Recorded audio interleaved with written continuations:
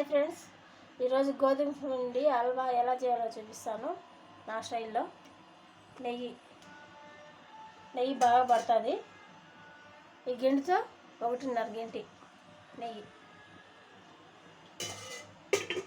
ఇప్పుడు జీడిపప్పులు బాదం పప్పులు వేయించుకుందాము.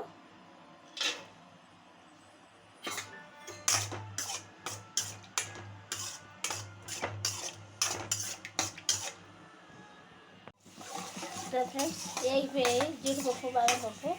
ఇది తీసేసుకున్నాము ప్లేట్లోకి.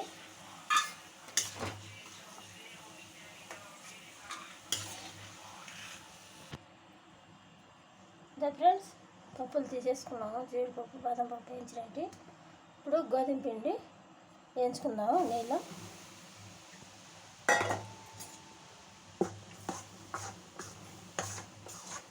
ఇది త్వరగా బాగా వేగాలి.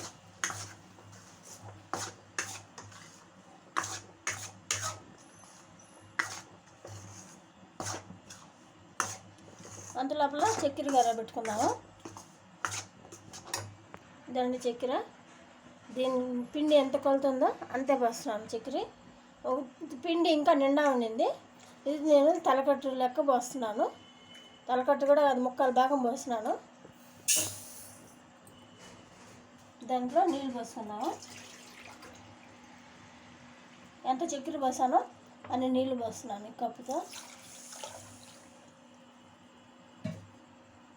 అది కరగబెట్టుకుందాము.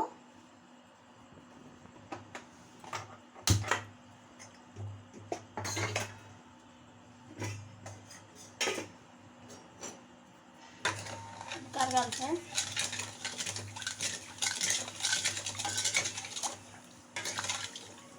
ఇదే ఫ్రెండ్స్ వేగుతా ఉంది గోధుమ పిండి. బాగా వేగేటప్పుడు మంచి వాసన వస్తుంది, గమ గమ గమ అని స్మెల్ అదిరిపోతుంది ఫ్రెండ్స్. వేగిపోయింది. ఇప్పుడు మనం చక్కెర కరగబెట్టుకున్నాం కదా, ఆ నీళ్ళు పోసుకున్నాము. ఇది బాగా పాకం రావాల్సిన అవసరం లేదు ఫ్రెండ్స్, కరిగితే చాలు. చక్కెర కరిగిపోయింది. ఆ నీళ్ళు ఎత్తి దీనిలో పోసుకున్నాము.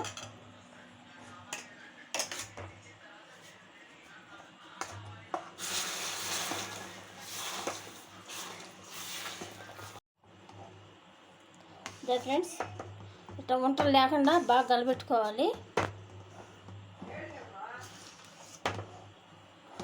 ఇప్పుడు నెయ్యి వేసాను ఫ్రెండ్స్, కలబెట్టుకుందాం బాగా.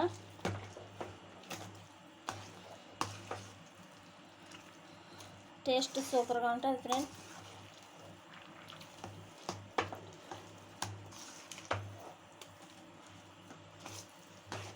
ఇప్పుడు బాదం పప్పులు జీడిపప్పులు వేసుకుందాము.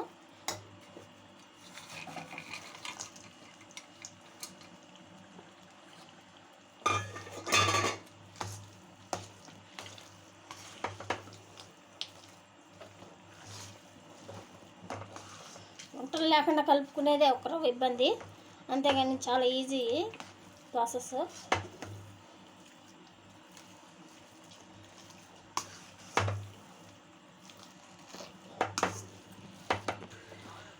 అంతే ఫ్రెండ్స్, అయిపోయింది గోధుమ పిండి హల్వా. ఇప్పుడు ఒక గిన్నెలో తీసేసుకున్నాము.